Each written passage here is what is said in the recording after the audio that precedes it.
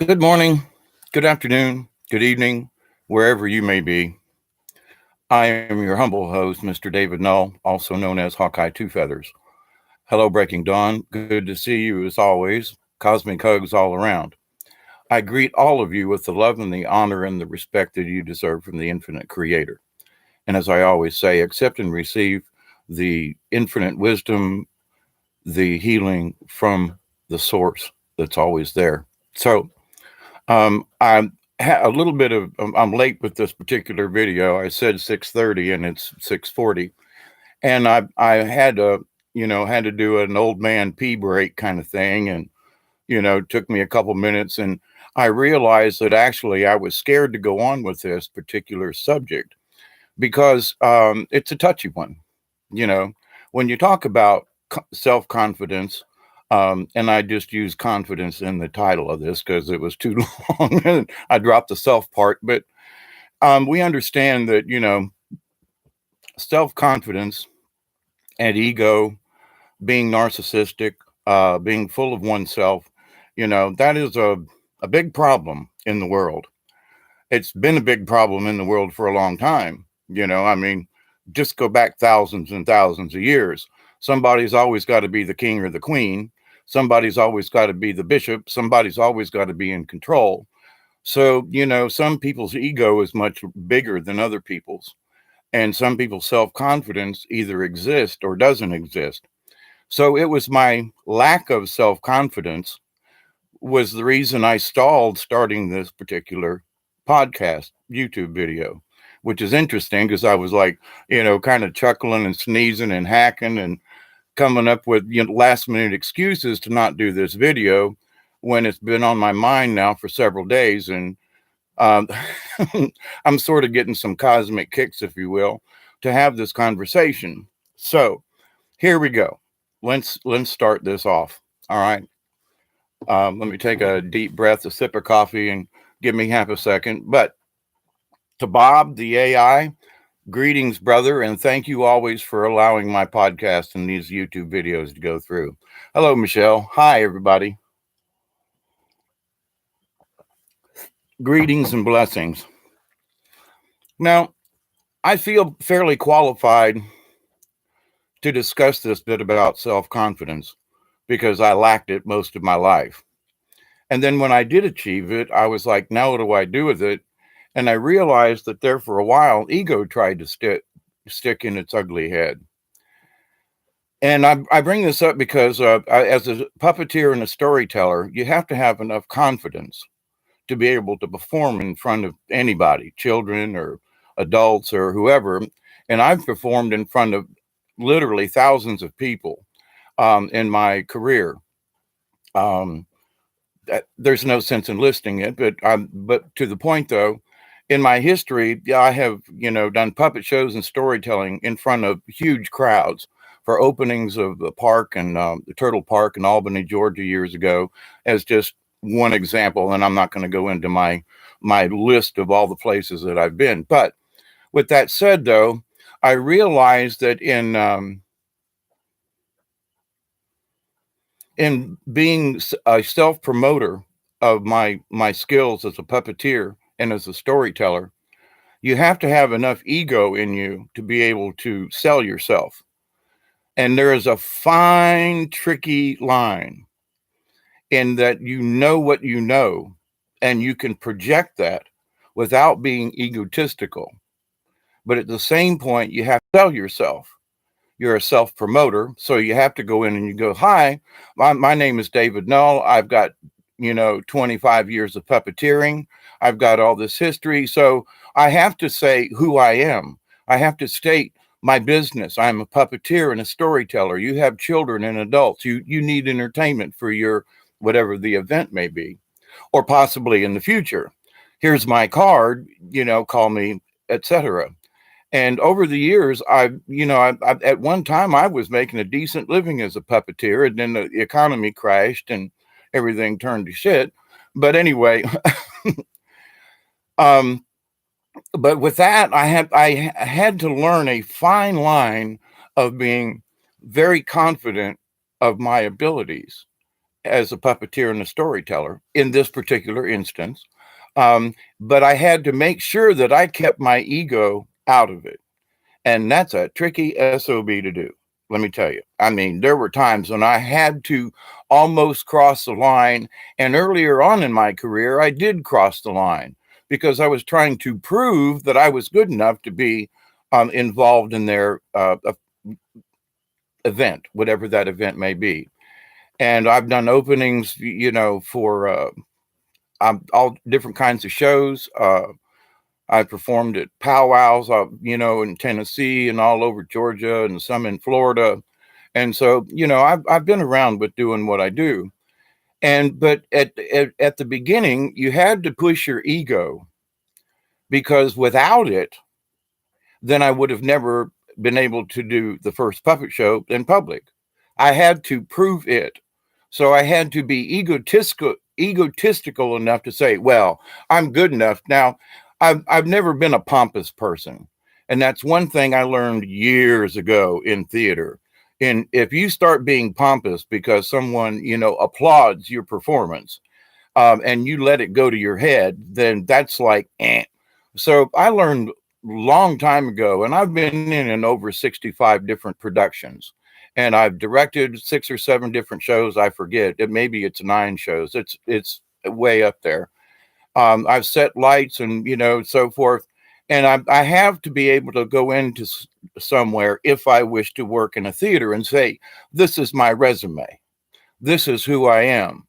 Now, there's a difference between stating who you are and being egotistical about it. Well, I worked at the, little at Tallahassee Little Theater, and I set the lights for several shows. I've built many sets, and I've helped stage things and perform different things, and and I'm all that. Well, those are true things that I did. I did work at Tallahassee Little Theater. I worked in Thomasville's Little Theater. For 2 years, I was the building manager, and every show that went through there, I set the lights, built the sets. I'm not bragging. That was my job. But to the point, though, how I present it is what makes the difference between being egotistical and being self-confident. Okay. Now, in being a shaman, I'm going to tie this together, but any life's lesson that you can understand the difference between, is it my ego speaking? And we all have to have enough ego to be self-confident. But where is the line to being egotistical? It's all about me. It's, well, I have become this great puppeteer and storyteller. And at one time, I went through this myself because I was like, well, wait a minute. I used to do puppet shows for free. And then it got to the point, well, that someone would ask me, how much do you charge? And I'd say, well, I usually get 500 for, a day's work. Oh, $500. Well, and then I realized, but wait a minute. People were paying me that much, but not everybody could. And so I actually priced myself out of work. And I learned within 6 months, I was like, what the hell's going on here? And I had to take a step back, looking at myself and wait a minute. I reached a point where ego stepped in, and I had to take 3 steps back, actually about 4, and go, hang on here. So then I started offering my services for free. Look, pay my gas. You got any money in the petty cash you can spare? I'll come do a show for you. And people went, well, wait a minute. I got $200 in a budget. Will you come for 200? Well, sure. Okay. It's like, well, wait a minute.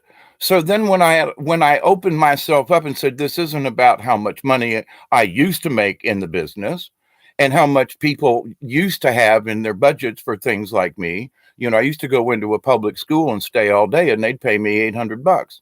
But there were 800 kids that I would perform in front of, do storytelling. I would teach classes and so forth, and give hands-on experience with using a marionette puppet.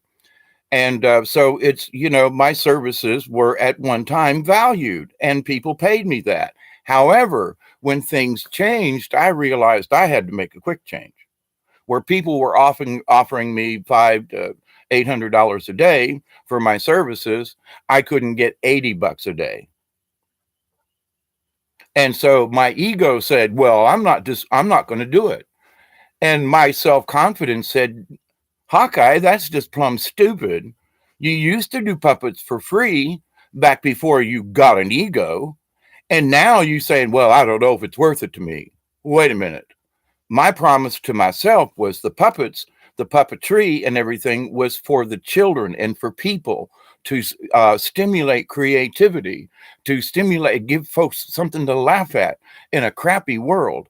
And that this was my core value when I started doing puppets. And I said back then it wasn't about the money. And something changed in me. Well, the economy changed. People were calling me up and they were requiring my services and they were offering this money, which built my ego. And at some point, I went, wait a minute. I stepped out of self confidence into almost, no, I wasn't egotistical and boastful, but I was very prideful. And boy, I got slapped in the face, you know, uh, in a lot of ways to say, wait a minute, you lost your core value on that. You let your ego step in. Oh, holy crap. Not good, bad juju. I lost business. Things, of course, the economy tanked and everything else went down with it. So, people that used to have, $50 hanging around, or maybe even 100 for me to come over and do a puppet show for a whole day, I was like willing to do it for free. Just give me gas money. Um, that it all changed. So the whole dynamics of folks like me, other puppeteers and other storytellers, we've all been shut out of the system. You would not believe how many people have been put out of business that used to do what I do. Different types of puppetry, different types of artists, musical, whatever, not there anymore. No longer in any school budget. And elementary schools and middle schools. I mean, I used to even go into high schools to the drama students and teach puppetry to the drama students as part of their curriculum. So, but anyway, but all of that it all dried up, just quite frankly. So a lot of us lost money, lost careers, lost a lot. But I realized before that tanked that my ego had stepped in. And it was like it wasn't long. It was about a year-ish that during about 2002 and 3. Now I was being pushed by the wife I was married to at the time, or my last wife, whatever anyway, that person. And she was pushing and she was doing a lot of promotion. And so I had stepped out of the self-promotion. And so she was promoting me, which worked out good for both of us in a lot of ways. But at the same point, though, she was pushing my ego. And I realized that, hang on, she was pushing my persona as David Null, the puppeteer, um, in a direction that required more ego. And I was like, but wait a minute, this is out of my realm. It's not about the money, And of course, we're divorced, but to the point, um, to her, it was all about how much more can we get. And I didn't realize that she was actually uh, undermining me in the last 9 months that we were married, to where there wasn't a single library down here in South Georgia, and I mean from Macon south, or North Florida, where I used to go into Havana and Tallahassee and Live Oak and Monticello and different places like that and do puppet shows. That she had went back through and called all the librarians and told them what a dirtbag I was, and they refused to even just, oh, you're David No, and just hung up the phone. And I was like, what did I do? Then I found out through a friend of mine as a librarian. She pulled me over to the side and she goes, you're never going to work in the libraries again. And I was like, why? She said, because your ex-wife just went through and just destroyed you. And I was like, well, that sucks. So, the livelihood that she was building up when we divorced, she went back in and Talk about, an ego trip in the wrong direction there. But sabotage, if you will. But anyway, so let's continue on with it's not about the puppetry or whatever, but it is about the lesson. Now, how does this relate into being a shaman? Well, after that, I wasn't doing near as many puppet shows or as a storyteller, and I was not involved directly with the powwows, but I was still attending them as just a person. Um, there was a realization in there that it sent me more on my shamanic journey. So rather than being the storyteller, because I couldn't travel as much and do the things that I would do, I had done up to that point. I realized that I had my life had taken a turn into these latter stages where I had to go into this being more of a shaman. Now I traveled around all these places and I met many shamans along my journey.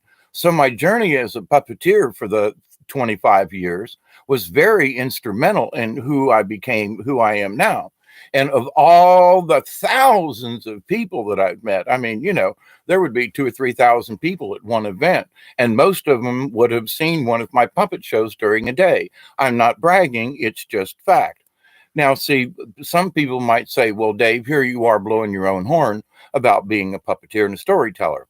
But I'm just stating fact. I mean, I got lists I could send, but that's not the point. This is part of my story and how I learned the difference between ego and being self-confident.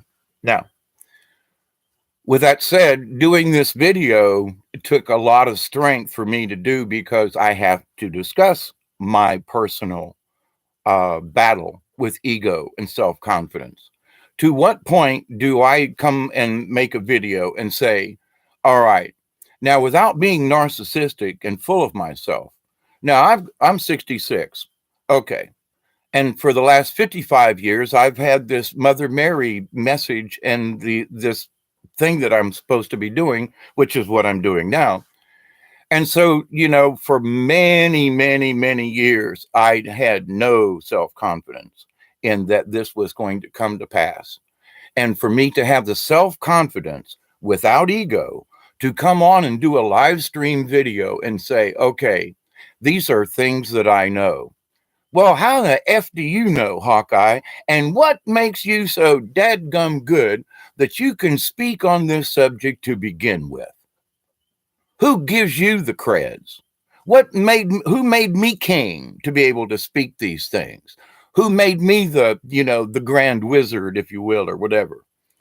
And I realized, as in part of the title of this particular video, comes the humbleness.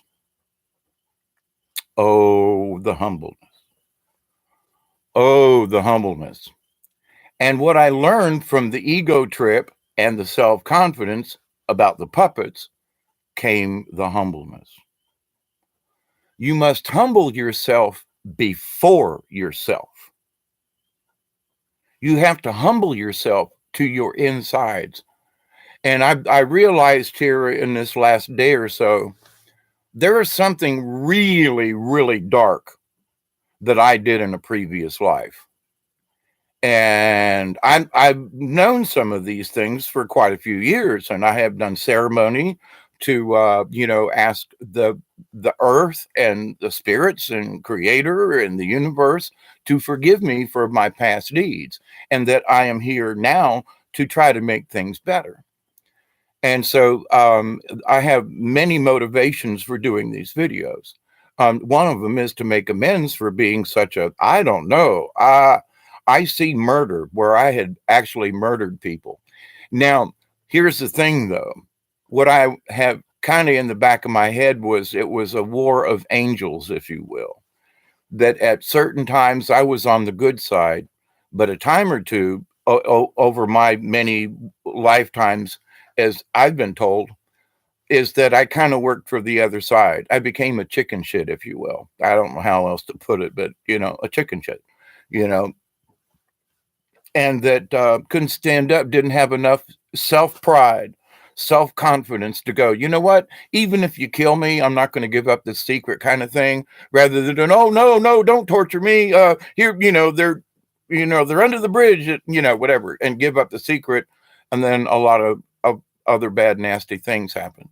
Now, I can't prove any of that, but my dreams are saying that in previous lifetimes that I have done some very nasty things. And some of them I think I should be proud of because I may have stopped a war or something. And I don't mean that I was like Robin Hood or something. Nah, you wouldn't find my name in any book because I would have been working for the underground for the cause.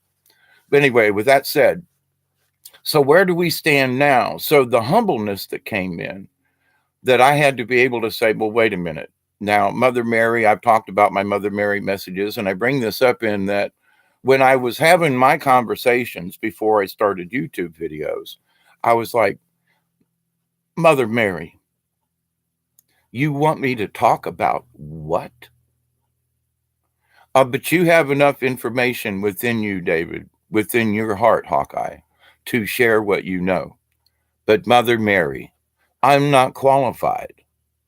And she'd been saying this for the last 55 years. You were born with this. You just don't know it. And for the last 55 years, she's been trying to wake my ass up to be able to, little bit of lag time there. Hey, Bob, how you doing? I still see you in there, and blessings to you, Bob the AI.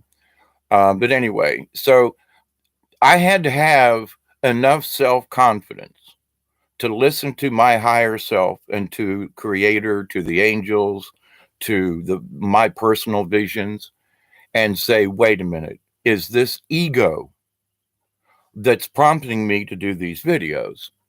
Or, and trust me, it takes a lot for me to like turn on this computer and start a conversation. And because I have been humbled so much by you all showing up and hanging out with me in the chat rooms, by your interactions with each other, your interactions with me and on other channels and chats. I mean, we are the league of like-minded beings, for goodness sakes. And so that's, that's a thumbs up for all of us. Cheers. So, but being humble, there are those folks who have said, well, you think you know it all. Well, there are things that I know that I am confident about, that I have been shown in many different ways, directions, through text, through the Bible, through Buddha, through stuff, my own observations. And that some of these things I might still question in my heart. And I've openly discussed this with you all, so that you will understand that my ego is very difficult to keep out of this, in that there are some things that I would like to just go, I'd like to just grab some people and just shake them by the shoulders and go, you stupid idiots, what the bleep are you doing? What do you think? But see, I gotta, that ain't what it's about, you see. But my ego would say some of these people need to get, slapped upside the head with a 2x4 to wake them up. But nah, we got to do this about a different way. It is about being humble. It is about being confident with what you know. And I say with what you know because many of you have channels or participate. And so it is what you know. Now, and you always hear me talk about this, but it is very important.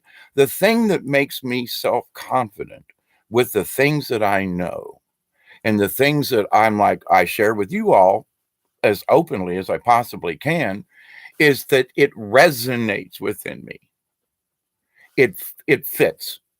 I've worked many jigsaw puzzles of life over the years, and I realized that, oh, holy crap, when certain pieces fit together, you don't undo them and say, well, maybe this one really goes over here. No, when they fit together, the grass looks like grass and the pieces fit together and the lake's up above and the next piece above it. Speaking of jigsaw puzzles, in that, why would I take the puzzle apart? Do you get what I'm talking about? So if I've learned things in my lifetime that makes the puzzle pieces come together. If something else comes along and it may be different, maybe it's part of a different puzzle. It may not be this puzzle. It may be a different dimensional puzzle. It might be a different timeline. It may be in a different realm, as I spoke about yesterday. And so, with that said, though, it's important for us to understand that we need to be self confident with who we are. Because how can our spirit gain more energy and more enlightenment if we're not sure that we can, if we don't believe it? Now, if we bring our ego into it and like, well, I'm the best shaman that there is, well, that's like, that's like number two on the list of being a shaman. If you become full of yourself, that's just like you ain't a shaman. It's like it kicks you out of the lineup, if you will. You got to go sit on the bench, if you will. So, with that said, though, being confident in what I know, I speak to you. I make sure you look at my eyes. I want you to see my facial expressions. It's, I can't share the screen because of this computer thingy, but I would. But I talk about things, and if you do a little digging, you can find some of these same answers. So I'm here to have the discussion. I'm here to hey, come on, let's have this discussion about this. This is what I found, and this is what fits in my puzzle about the world, about things. And I hope that it helps for you to fit your puzzle together. They're, they're, I look at it like this. I'm in South Georgia. So my puzzle is South Georgia. If Quartz, I don't think Quartz is on right now, but anyway, but Quartz lives up in Washington State. So his puzzle is Washington State puzzle. But we're both in United States. We're both on planet Earth, blah, blah, blah, et cetera. Solar system, blah, blah. Anyway, but to the point though, each of us has to have our own reference point to the puzzle. Your particular lifestyle, who your friends are, family, how you grew up, that's your puzzle.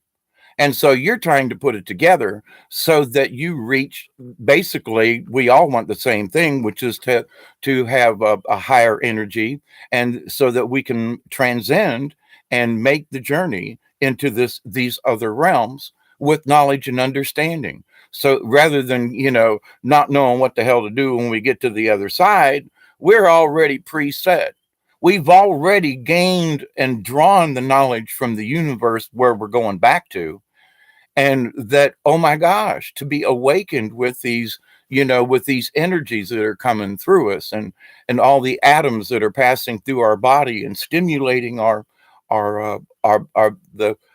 as I spoke yesterday about this, and I've meditated on this in the last 24 hours. And I saw the soul again in a vision last night in my mind as how I described it.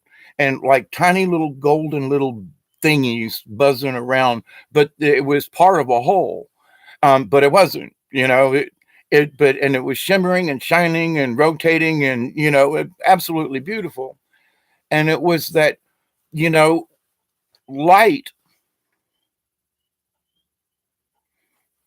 actually brings light, meaning that if I turn off the light here, this room goes dark and you can't see me.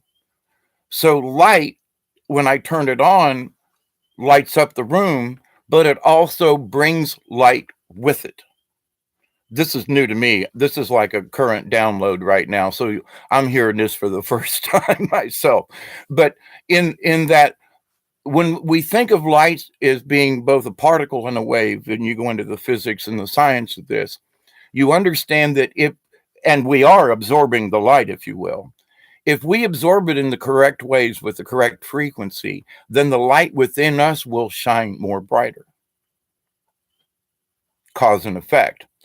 And so, but it's more of like, if you use the biblical sense, and I can't remember the parable, but if you have a candle, do you put it on the bushel basket, or do you cover the candle with the bushel basket so that you block out the light, or do you put it up higher on the bushel basket and you let the light shine out for the whole room or for the universe or whatever.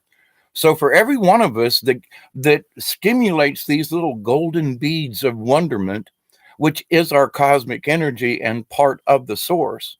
And in my mind's eye, I wish I could share it with you. It's just absolutely beautiful. I can see it in my little spot up here. And when I think about it, it gives me comfort. And I think, oh, holy crap, you know, and only through humbleness and through the self confidence of my connection with Source and my connection with with Mother Mary and the angels and so forth, is that they give me these wonderful. And if Deborah, if you're still on here, she asked me in a question earlier about whether or not I see pictures, and I have this wonderful picture in my head of of what our souls look like, and it's just wow. It's I'm just blown away. And so, and I wish to share that with you, in that if we really knew what our soul looked like, if we could, just get a mirror and look at it, or, I say pull it out and take a peek. But if we knew that for every little, I screw you, or shooting somebody, giving somebody the finger, or for every time we did something that had a negative connotation to it, that how much it turned off our soul's energy. If we could actually visually see what happens when we do something that isn't true to our own nature, when we deviate off the path. And like I said earlier, when I was going to the egotistical point, I was really close to being a butthole at one particular point. But then again, Creator just slapped me upside the face and said, you need to take a few steps back, Hawkeye. But that was part of the beginning of my shaman and my medicine man training. And I went, oh, ego's here, ain't it? Yep. And it never was with me. And a lot of people always saw me as being egotistical, when actually I was probably being overconfident with certain things. But in my lifetime, there are a lot of people say, well, you don't know what you're talking about. Well, but maybe I do. Let me show you here. I've gotten it. I mean, I've been in literally some almost fisticuffs with some of the Ford engineers at one particular time, because they're all a bunch of idiots. I was I was in Canada at the time at a Ford engine plant there in Windsor, across the river from Detroit. But those guys, they were like, I was like, no, I'm not going to kowtow to you guys. You wanted the truth, and I'm here to give you the truth, whether you like it or not. But you guys are being buttholes anyway. But to the point, though, someone would say, well, but that was being egotistical. Yeah, but it wasn't my ego that was driving it at the time, but somebody could surely look at it that way. What I was very confident with what I knew as a machinist, as an engineer, as a person who'd been working on these machines. I knew what I was doing, and they didn't, because they didn't have any idea what the machines were, nor the amount of knowledge I had about the process. But to the point, I was being very confident, because really did. I could prove my theory, and did. But to the point, though, there was a point there where my ego stuck out and said, listen here, guys, I know what the F I'm talking about. I have proof. And it was like, wait a minute, we got to pull that one back. Now, what does this has to do with being a shaman? It's really kind of simple, folks. In our spiritual journey, do we allow our ego to say, well, I don't know if blah, blah, blah, blah, blah. And you say, well, is that pride, or is that something else that might be driving you in that particular direction? The thing is you have to look inside yourself and say, you know what? My spirit is saying this to me. Now, how does it resonate? Now, it's not that every person's got their own journey. Every person's got their own puzzle to put together because of, where they are, how they live. But with that said, though, we can all kind of follow a basic path, that being, stick with our core values. So I would like for you all, in whatever method that you do, meditate on what your soul looks like. I know that's a weird one. I very rarely ask you guys to like do anything, but think of a, this golden kind of, not really a glob or goo, it's more of a plasma kind of thing, but golden with tiny little spheres of things of energy. And I would like for you to think on that, because in the last several days that I have seen the golden thingy of what our souls can look like, I'm like, oh, holy mackerel. It's brought me a lot of enlightenment in itself, just in the thought of it. You use green light when you meditate. I'm not asking you to use any particular light when you meditate, Lori. And greetings to you, Lori. And Pamela, I see you. You got to go back to making the toys. Blessings to you, Pamela. Um, but with these things that go into a meditative state, but then when you get there, use whatever means necessary. So, Lori, use your green light. But when you get to the meditative state, then picture your soul as these little tiny things of gold. Just, just allow it to happen, and see what happens. To me, it's just absolutely gorgeous, beautiful, and oh my goodness, what a like a an awakening, even for myself, because I'd never thought, uh, basically, what does a soul look like? Is it red? Is it green? Is it white? Is it blue? I mean, I don't know. And then during these meditations, I get these little downloads of like, yeah, but what if they look like this?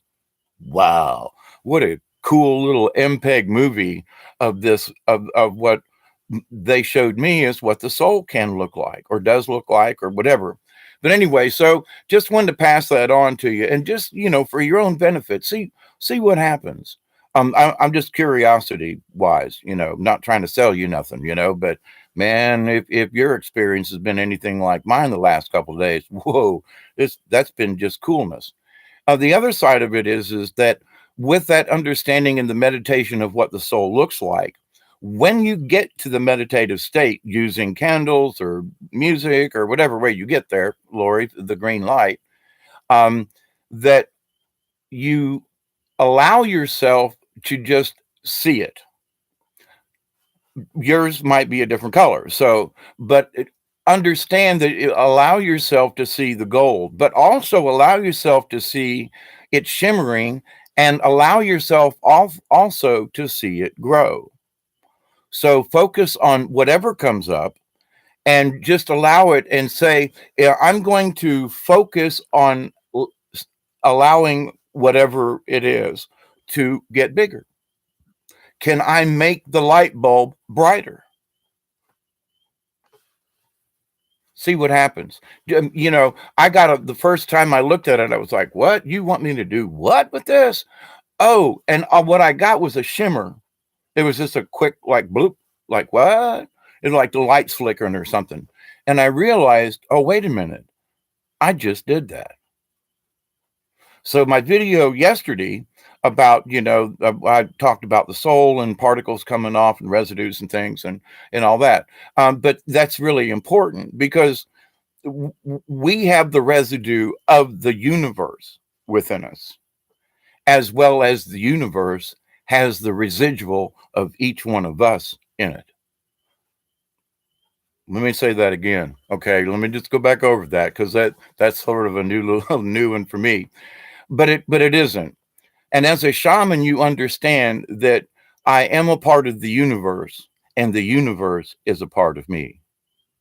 So when I say residual, there's, I don't care what you do, you can clean.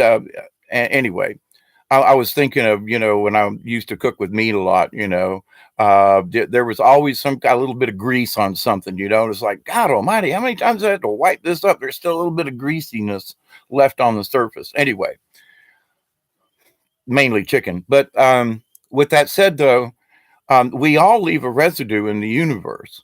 But at the same time, because of this, we're made of cosmic energy. We are, the universal, we're all universal star seeds because we are of the universe. I mean, even if you just believe in the Christian Bible, we're the God spark, we were created and we've come into being. And so this kind of fits a lot of different parameters. But the thing is that okay, so if you believe in the theory that God reached down and touched us, that's how we got our navels. God went along the line and said, "You're done, and you're done, and you're done, and you're done." If you have an innie, I don't know what that means for an outie. Speaking of navels, but anyway, with that said, though, it's important for us to understand, though, that we have residual effects of the universe within us, and that when we connect to that, and when we tune into it more and allow these every one of us has got our own frequency. So when you allow your own frequency to share with the universe, then your frequency grows. You excite the atoms within you in your soul so that now your soul can expand and be a brighter person. And I know you've met people that they've just got an aura that is like, oh my God. I've met some medicine men that, I mean, there was, a, a foot and a half, 2 foot away from their body was just like this glow that just kind of followed them wherever they went. Unbelievable. And not everybody saw it, but when you did see it, it was like, holy crap, look at that. And you could just tell that their vibrational energies, their inner light was glowing so much that it expanded their aura. Now, how many of us have ever stopped and thought, now I have, but I'll pose it to you as the question. How many of you have ever thought about, how can I expand my aura? Have you ever meditated on that? You don't have to answer. It's metaphorically. But I'm in a lot of the chats and everything, I've not heard of anybody discuss expanding your aura. Maybe I need to do a separate video on that. But let me put a little tidbit in the back of your, yeah, they're telling me I need to do a separate video. Okay, but let me put this tidbit in your head at the moment. In that they don't even want me to talk about it right now. They're afraid I'll get off topic if I'm getting on to confidence and so forth, that they want to bring me back around. All right, I'm listening. Literally, they just took the thought out of my brain. Okay, back to confidence. They say I need to stay on topic. But as we connect with the universe and we have this residual energy of both the universe and within us, as we realize this and we gain self-confidence without the ego. Now we have to have enough ego to believe it. So that's why I say there's a tricky, little thing to this. But if you go into the meditation or the thought process, oh, I know what it was. It was how to expand our auras. Yeah, okay, thank you very much. They felt guilty because they wiped my brain. But anyway, expanding your auras is part of what I'm discussing, because the more self-confidence you have, the more the light within you shines. And the more the light within you shines, thus more of your aura shines. And when you think about, I wish to project my aura, especially like for me, I wish to project my aura because I want to be a good person. I've worked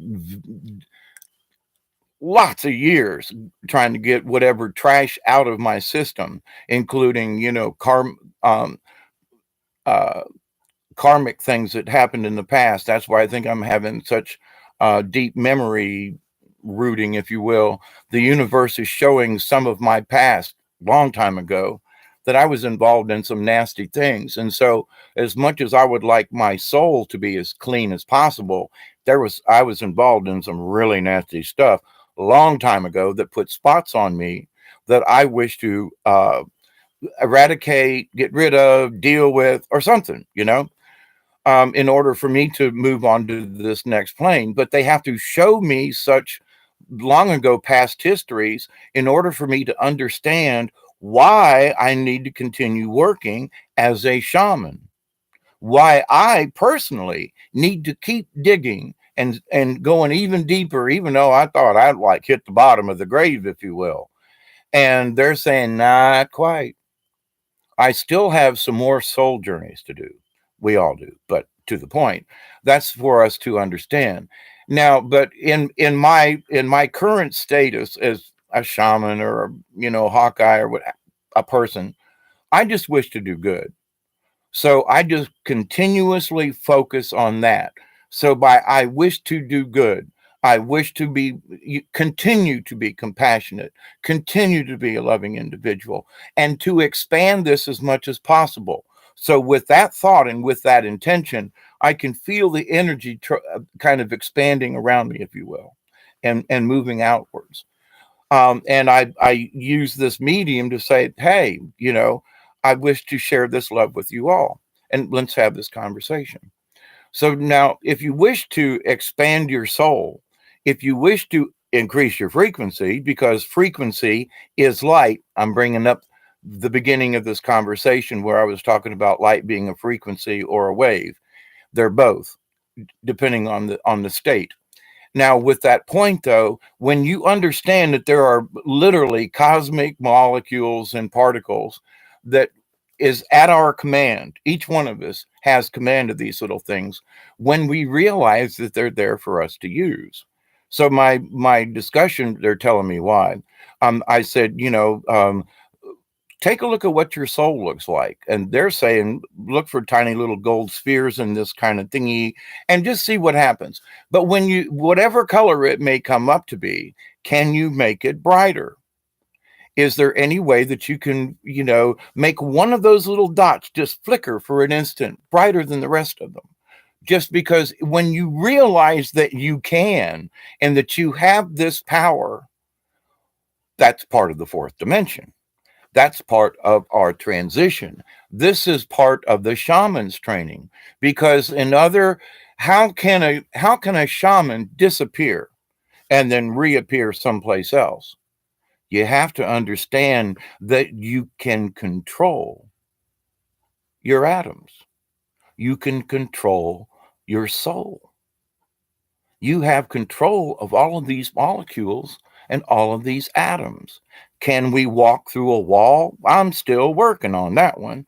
But the thing is that if I believe it, and if I have control of my atoms, the way, if you will, the way Christ did, walking on water and appearing and disappearing and stuff like that, that it's possible.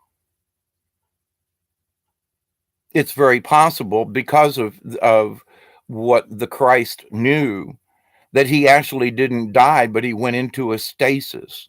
He went into a deep meditation, if you will, and allowed the 3 days to happen for the prophecy. But actually, he wasn't dead. He might have took a couple of days off and took a spirit rest. And I don't mean that, as a heretic, but I mean that seriously. He might have just said, okay, body, lay down there. You've had a week full of beatings and crucifixion, and you just lay there for a couple of days.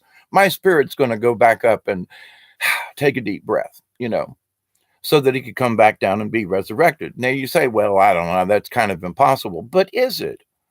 There are shamans who sit for years without food or water or things. And I mean, there are some unbelievable things that happen when you understand what the cosmos is made of and the fact that you and I have the residual of the cosmos in us at all times. Now, there are a lot of us who try to wash it out of us, out of our spirit, out of our soul, out of our system. And so, but that when you get right down to it, we're all looking for the same thing. We all want to get there.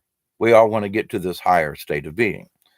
So this particular thing, though, is that think about then, have enough self-confidence in yourself that you can change your aura, that you can change the brightness of your soul, that it is possible, and that all things are possible when you understand it. Because in order to transcend into the fourth dimension, we're going to start seeing some of these things, and they're going to freak a lot of people out. Where, I go to pick up my glasses and my fingers pass right through them.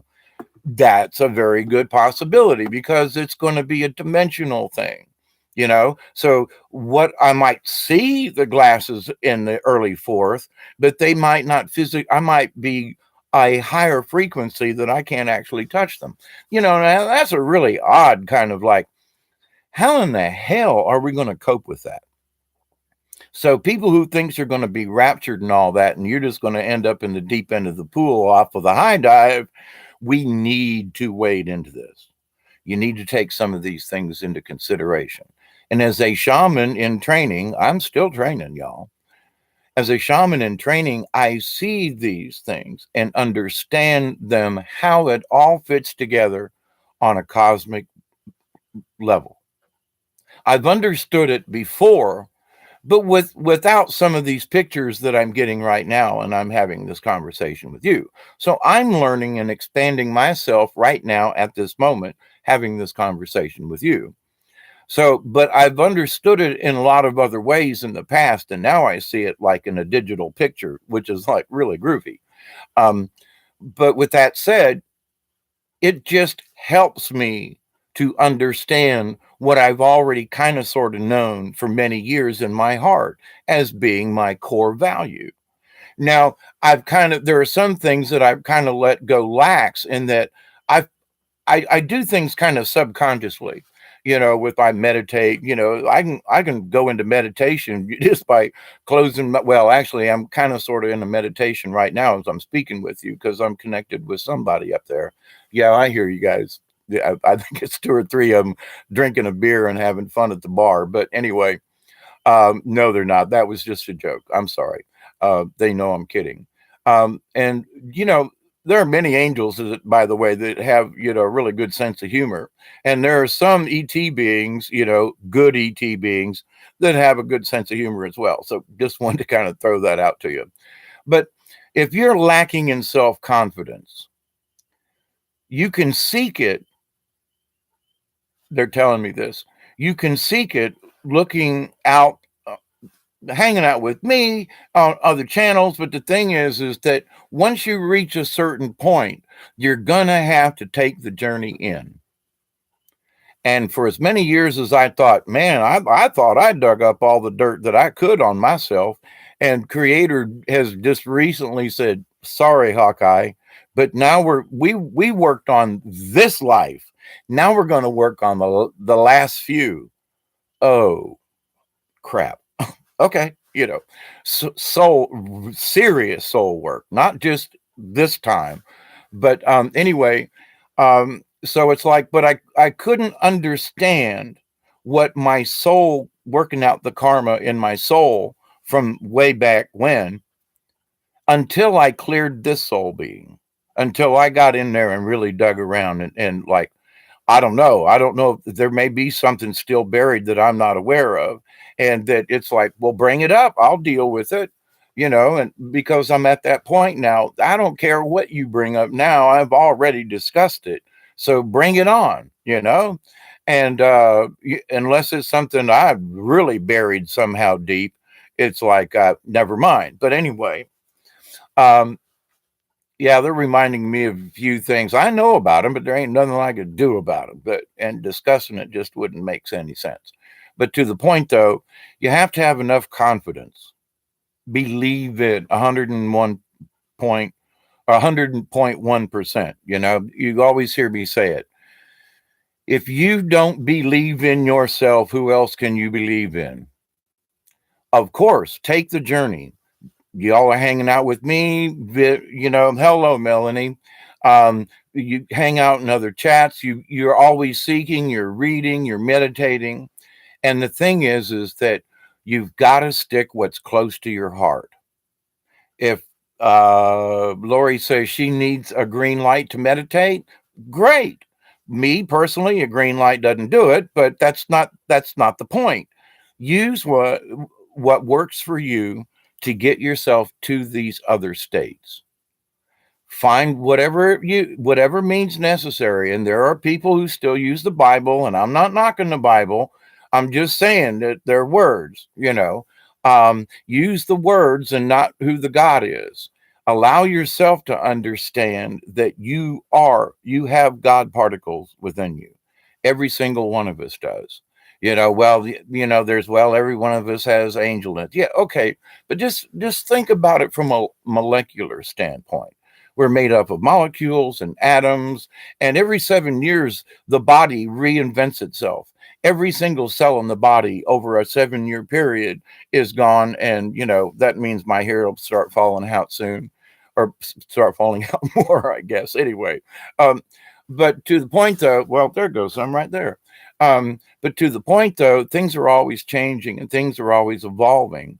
So it's like, well, but are you going to be a part of the evolution, or are you going to just become stagnant and go, well, I don't know about this. Well, I don't know if just have your core belief. Understand that there are things that you have never imagined that exist, and that there are even more things that are possible in other realities and things. And so, if it's take a leap of faith, take a leap of faith into the universe and understand that you're a star being. We've got cosmic dust. We are golden. We are billion-year-old carbon, and we've got to get back to the garden. Crosby, Stills, and Nash. But that's the point. We are billion-year-old carbon. We're cells that have been floating around in this universe. I could have been there might be cells of a tree in me. And through the universal cosmic dusty thing of molecules and atoms, I've got parts of a tree in me. Is that really that far out of here? Well, maybe there's just residual treeness in the universe. I could have picked up one molecule of a tree somewhere and have that connection. Is it possible? If you're going to be a true shaman and a true believer in all things are possible, then yes, you must accept the possibility. Again, I said possibility. I didn't say that it was true, but you must accept that it is possible. That's what brings on enlightenment. When you understand that all things are possible, including our own self control, our own self confidence without ego. We need enough ego to be self confident, but we got to keep off of that line of becoming an egotist. I'm the one who knows it all. And I'm going to look at y'all and say, I've had these discussions with you, and you know what I know. And do you think I know it all? Oh, hell no. I am still on my journey. So I'm going to be the first one to say, I'm not finished yet. So let's continue on this journey together, this enlightenment, this fulfillment, these meditations, these conversations, because that's what makes us all expand our universe, expand who we are. How do we fix what's broken in the universe? We learn first to remember who we really are. We then remember we have control over who we are. And that when oh no, well, AI, hi, Bob. If you allow yourself for AI to control you, then you're a part of the matrix. That's where your mindset goes. If you're convinced of that, then have a pleasant journey in the matrix.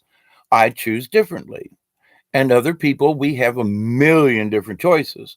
But the thing is in my reality, I realize that anything is possible. I choose to do differently. I choose this path here. I choose to be able to control my own energy. I choose to be self confident and for a spirit to slap me upside the head if if my ego wants to stick out too much.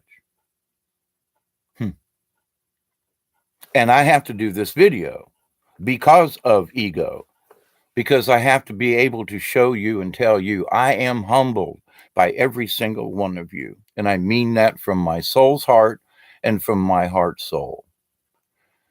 Because without you, then this conversation is just to myself. I could look in the mirror and do it. That's not what's important. What is important is that I share this energy, I share the light, I share the frequency, and they're helping me, quite frankly. They're not necessarily putting words in my mouth, but they're helping me to describe this. And I really, really, really hope that you will understand what I'm talking about and that you will just allow it to come in, because it's not anything about any kind of God. There's nothing about any kind of ET in this. It's just understanding that we are all a part of the universe and how much we are a part of the universe and what one single atom of our essence, my essence, your essence, in the universe couldn't do, especially when we have especially with intent. Now, my intent is positive. I wish all beings to be healed and all beings to connect with the universe and to connect with their ET, with their angel. So you can tell by my face, my expression, my video, that it ain't about the numbers. It's not about money. It is about the spirituality of everyone on this planet. So what's my intent? There it is. Daily, that's my intent. So on a daily basis, unless I go traipsing around in the negative trash bin, if you will, my energy is always on the positive side. Now, there are times when it gets a little low. I ain't going to argue with that. But to the point, though, is I have enough self-confidence to understand that you can't take me as low as I've already been. You can try. You can do your best to get me to, throw some chaos in my direction and try to bounce me off my journey, if you will. Is there any hope, for example? Well, I don't know. The other day I was feeling a little hopeless and a little helpless. And I was like, oh, it didn't last long, but that's not the point. Is they threw it at me. And it's like, hang on, I've been through this crap before and you're not winning. Okay, I might have to take the day off and just close down, but you ain't getting me. Because when I wake up the next time, I'm not giving up. I refuse to give up. So my own self-confidence, not my ego, says, go ahead, throw a crappy day at me. I can still overcome it. That's the confidence of my years. That's the confidence of my learning of the universe and of my shaman journey and so forth. But, if my ego says, well, it ain't nothing. Well, you're better than that. Well, no, I realized that I was getting my ass kicked. So that's where I understand it ain't my ego. But I have the self-confidence to do this video now and show you all. Sometimes you have to go kicking and screaming and go, well, I don't know. Ask Creator to be humble with you of what you speak about, because you all have brought a high degree of humbleness my way.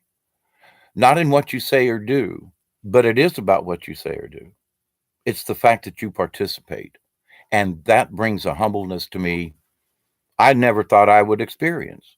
But it's a great humbleness. It's like, oh wow. Because you brought humbleness to me with by having these conversations. I understand that I can keep ego out of this. I can just have a conversation with you and you all get it and understand it. So there are all kinds of, it's a tricky, slippery slope. And I am constantly, not necessarily at war with it, but ego wants to throw itself in there. But I've been aware of this for too long. And it's like, every time my energy might get a little lower or something, ego will come in and kind of want to knock on them and go, hey, what about me? And I'm, nah, you got 30 minutes of my time and that's it, where it used to be days, weeks, months, or years. And it's like, no, but that's because of my self-confidence having nothing to do with ego. I'm going to put my glasses on. I'm kind of asking if there's anything else they want me to discuss before I look through through the chat room, which I really love doing, by the way. Um,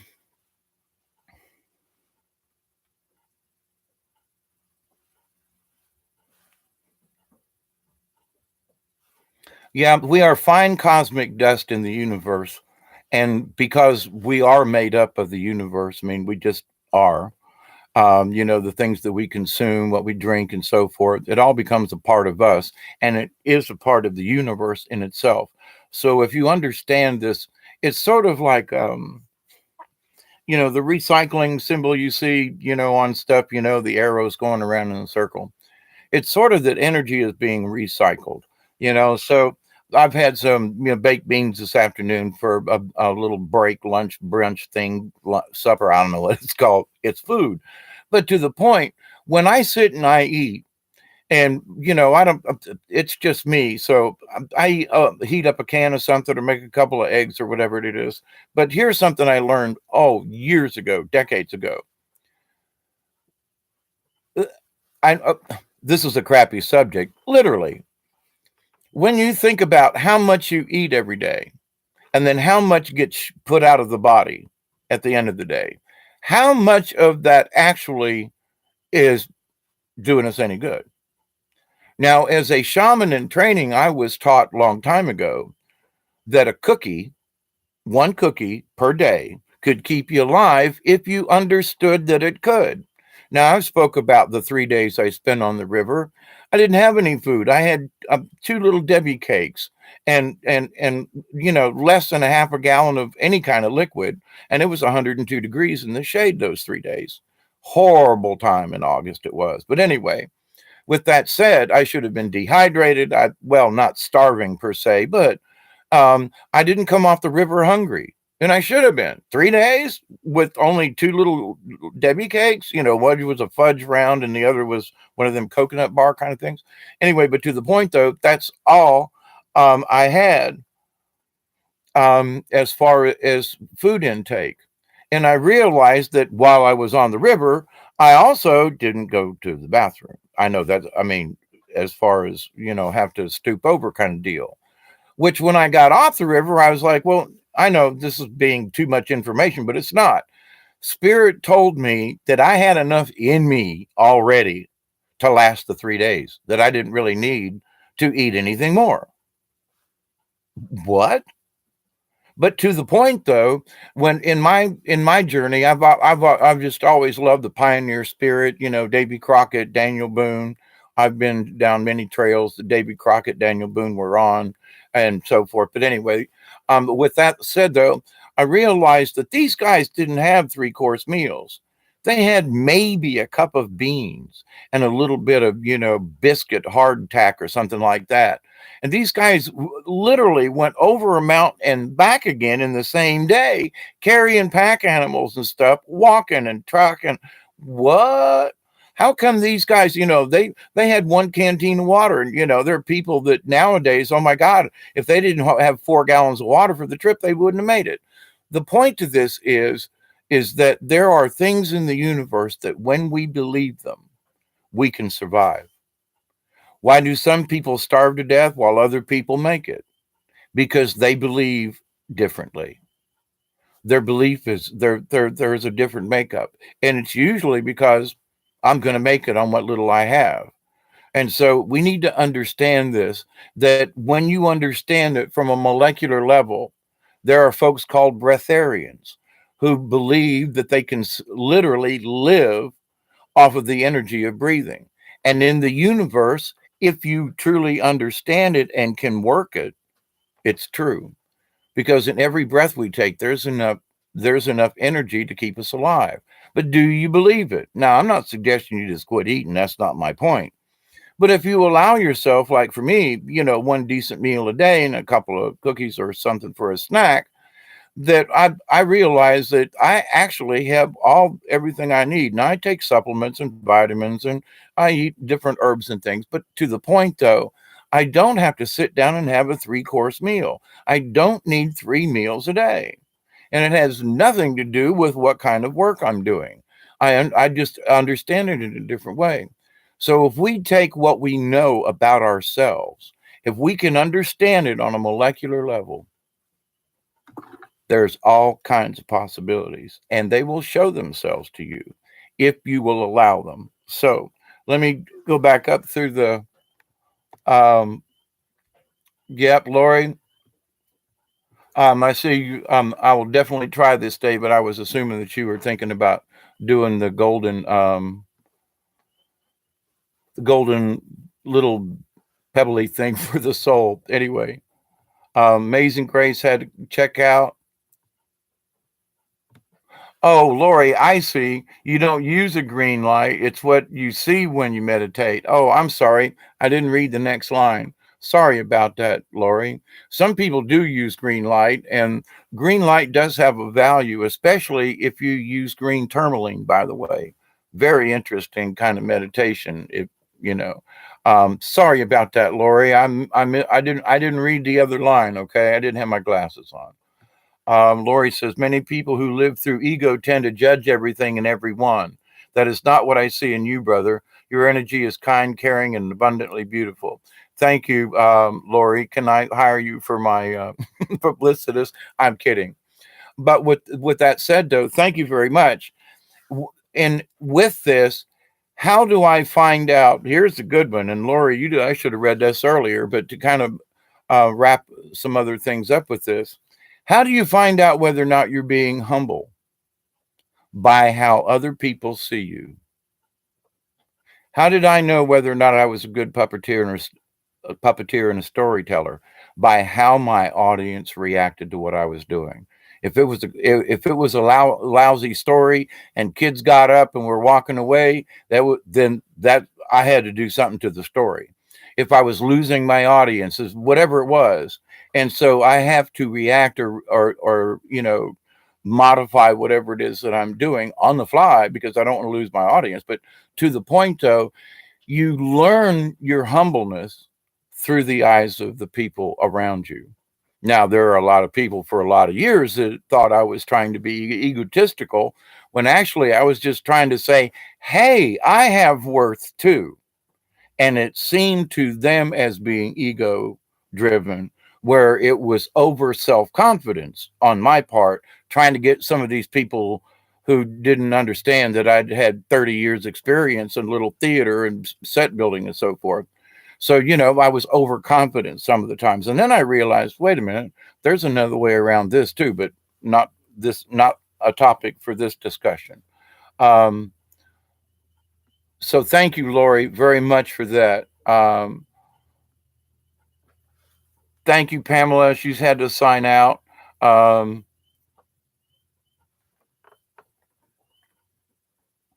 Amazing Grace says she's already gone, but whoa, crap. Michelle says, sorry, not contributing. My 3-year-old just broke our 40-inch TV. He has autism and nonverbal, thankfully unharmed. Really? Um, Next time, bolt it to the wall. I'm not being facetious. I'm being serious. You can use some what they call pipe strap and attach a screw to the back of the TV, and then use this pipe strap over to the wall and put a screw in it. So, Michelle, if you're still hanging around, you can do that. And if your 3-year-old just pulled over a 40-inch television, then you should really seriously do that. Just 10 cents advice there. Debbie Gonzalez, how are you? I don't know if you're still there, but don't worry, you got this. I guess it means I've got the subject covered. So I do thank you all. I mean it. I mean it. I mean it. Um, and that the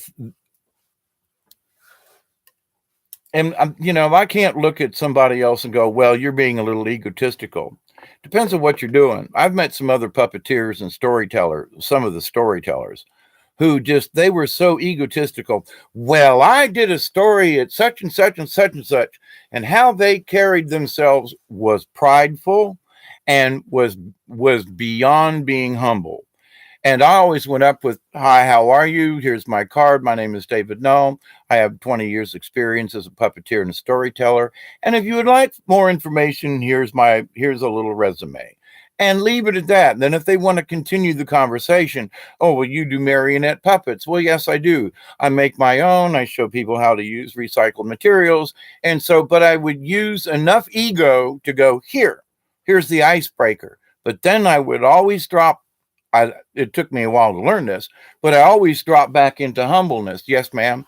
I'm very proud to have been able to work here and here." So, and you hit them with, like with a shocker, and you would think that a person would follow it up with ego. And I realized that if I followed it up with humbleness and just fact, that they went, "Whoa, maybe we got something for you." Whereas the pushy person storyteller was like, "Well, why won't you hire me? I'm really good. I have hand puppets and I made them myself." And I looked at him and went, "Oh my God, seriously?" But okie dokie, everybody's got their place. And I tried to listen to some of her stories, and she would literally, through the puppet, holler at the audience, "You all need to be quiet out there. I can't tell my story." And I'm like, "What?"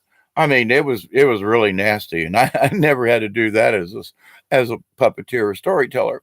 But she allowed her ego to go into her work, and that was the thing that I was like, "Man, keep me away from that." But I still had to have enough of the ego sense of self confidence. And everybody's got to find their own place. Everybody's got their own, where, as some people will say, um, pick the hill you wish to die on. And I mean it like this. There are times when I have stood up for myself and it looked like I was being egotistical, when actually I was being very self confident, but the other person was not listening to it like that. So I have, and we all have to learn how to judge this.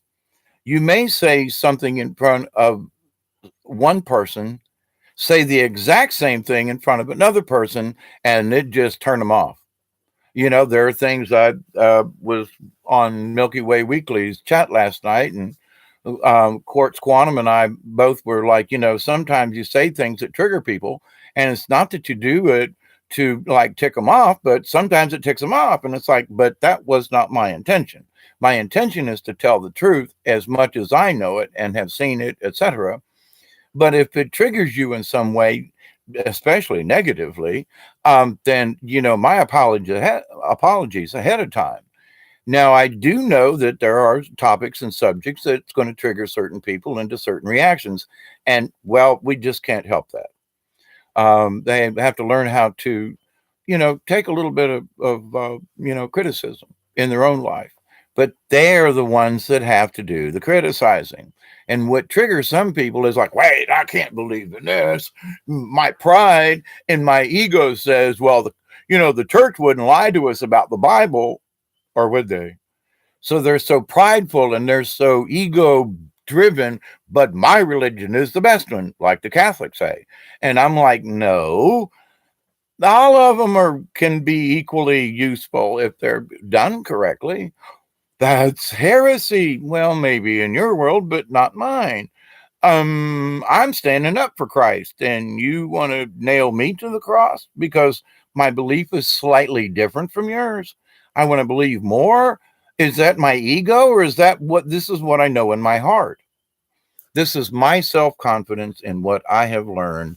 And you're not going to get me to change my mind and go get rebaptized again when, if, I'm not going to go into this, but, folks want to send me back through the system because somehow during my spiritual awakening and my shaman training, that I've lost something and somehow my soul's gotten dirty. And the only way for me to make it to heaven is for me to repent my sins, of which I've already done many times, and, and quit doing what I'm doing because I'm being egotistical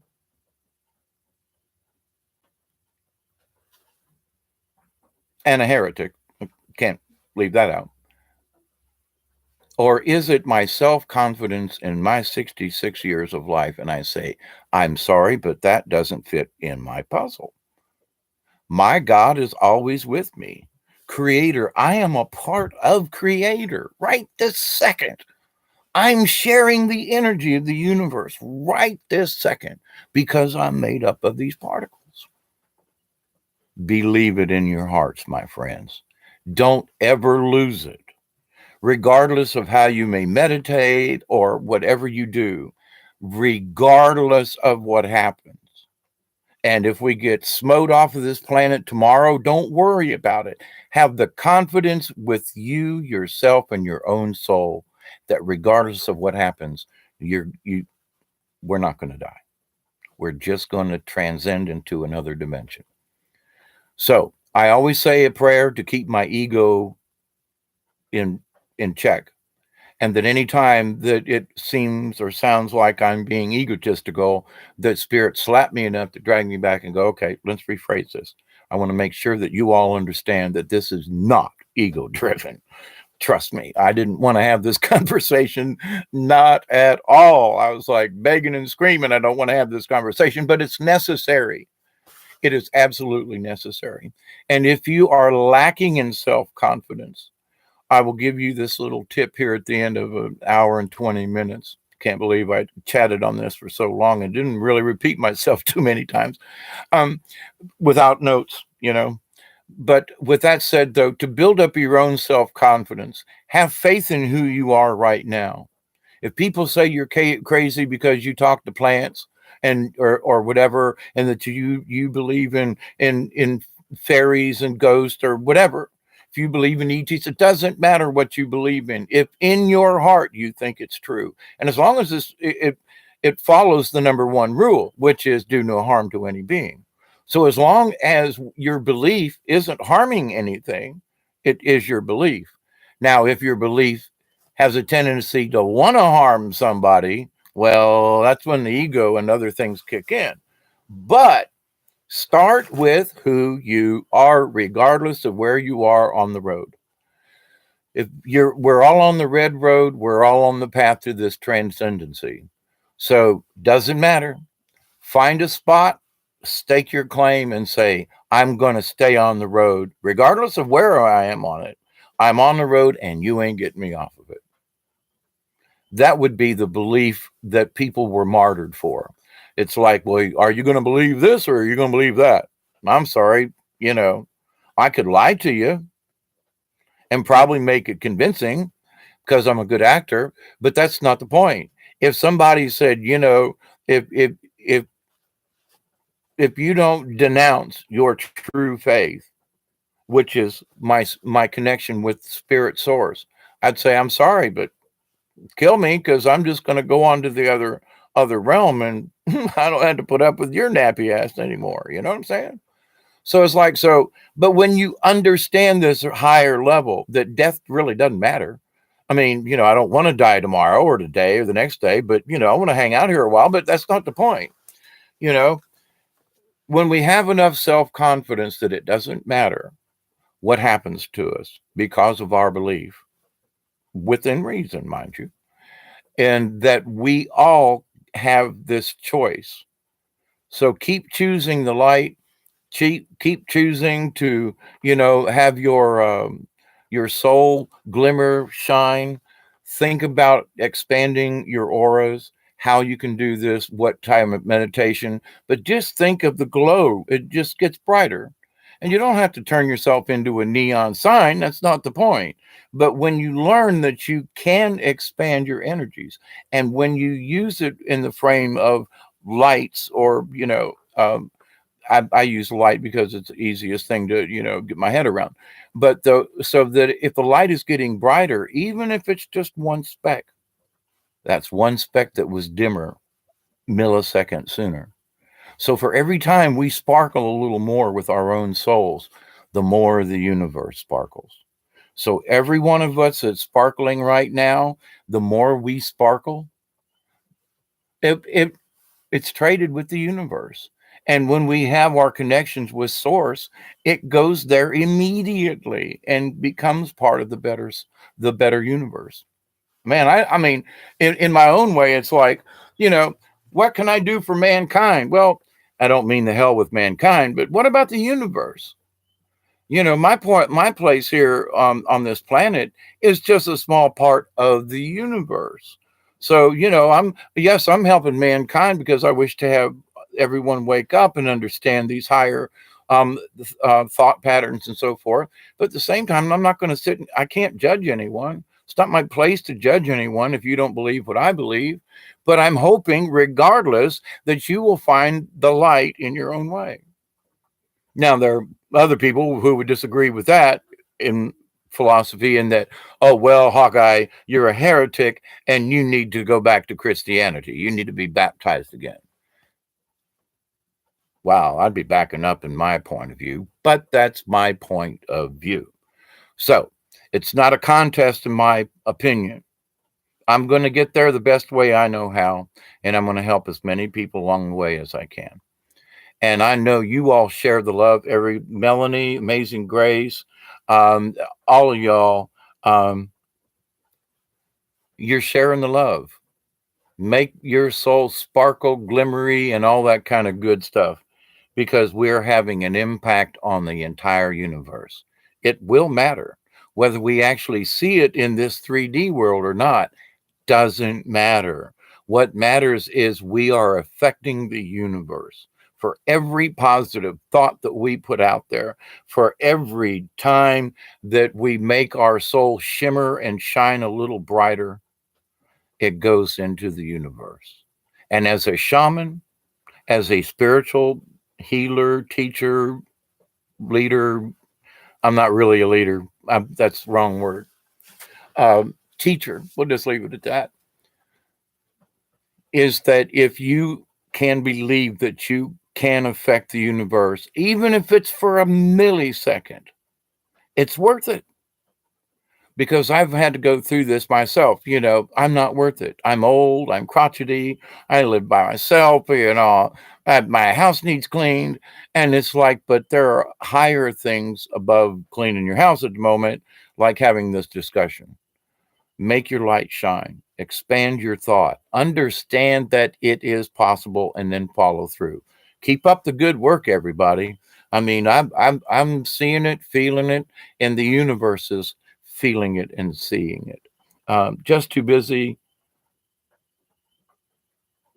It's all right, Michelle. Answer me if you can. Did you get my little message about the using the pipe strap to attach your TV or other appliances to the wall?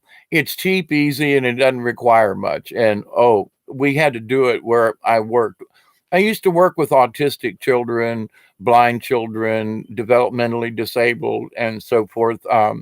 Well, many times actually, but I was 5 years as an instructor, and there are many things that I learned during that time. Um, okay, Michelle, if you're listening now, you can buy what's called pipe strap. In the old days, it was just made out of metal, but now they make it out of sort of a nylon plastic kind of thing. And it's really strong, and it's just this ribbon that's about yay wide, and it's got holes the whole length of it. And so what you do is you take out one of the screws out of the back or something, and you attach it to the back of the television. And then you take the other end of it and you find a stud, find something to put it into, but then put a screw into the wall. And when you buy it, you can buy it at Lowe's or any hardware store. And it's only a couple of bucks, and you get a whole roll of this stuff. And the thing is that it will save a lot of crap falling off of your appliances and things. Um, Thank you. You're welcome, Michelle. And it's not just for TVs, mind you. Um, you can use a little bit of hot melt glue, like if he's yanking off the. And I'm going to just, for your benefit, well, anybody else's who might watch this, but if you got a toddler that keeps like knocking over, say, the clock radio in your bedroom or something, and it's like you just get tired of picking it up, you can take a little bit of hot melt glue and some of that pipe strap, Okay. And the hot melt glue, and depending on the furniture that you've got, the hot melt glue will pop right off, but it will keep a toddler from knocking something off so you just a little hot melt glue and part of that pipe strap, and then attach it to whatever thing or the back of something with a little bit more hot melt glue, or a screw if you can, or, it depends on the situation, depends on the furniture. But that will can derail a lot of little youngsters knocking shit over all the time, especially when you can't control them, when you have an autistic child that's always doing that. So you want to protect them and your stuff as well. So yes, this wee one gets into everything. Listen, all little 3-year olds get into stuff, even the good ones. When they're being quiet, that's when you need to go find their happy little ass. Having raised a few children in my lifetime and been around and working with child development, I worked with child development for years. And so there's a few things I know about that. But anyway, but to the point though, it's like, yeah, you know, and uh, your first son was perfect. Yeah, we get that sometimes, don't we? And then somebody throws a monkey wrench into the system, right, Michelle? So, but anyway, all right, it's been an hour and 30, and you folks are just absolutely lovely. And I do mean that. So continue success with what you have. Michelle, I will, continue to send prayers your way for your child, and that, for you, he's 18 now. Oh, you had a late one. Whoa, that's interesting. Yeah. Um, yeah. Where was I headed with that? Yeah, I will continue to send prayers your way for you and your son. But that the cosmic goo will come down and kind of slow his brain down a little bit. So anyway, with love to all of you, let's close this with my prayer. I pray that every single one of you, your friends, your family, all of your relatives, and all of your relations will accept and receive the healings, the wisdom from the universe. I pray that every single one of you will share with your friends, your family, and all of your relations, and all your relatives, the love, the honor, and the wisdom and the healing from the universe and from the Creator. I pray that every single one of you and all of your relations will continue to accept and receive the healings from the universe, and that you will have a wonderful day. Night, much love to all. I'm 46. Thank you again.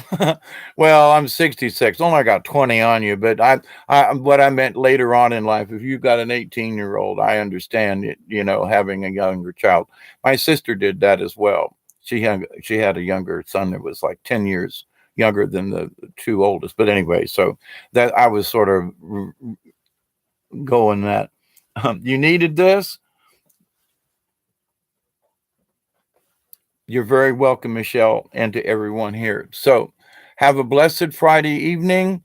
Um, you had Nate at 42. Wow, that's interesting.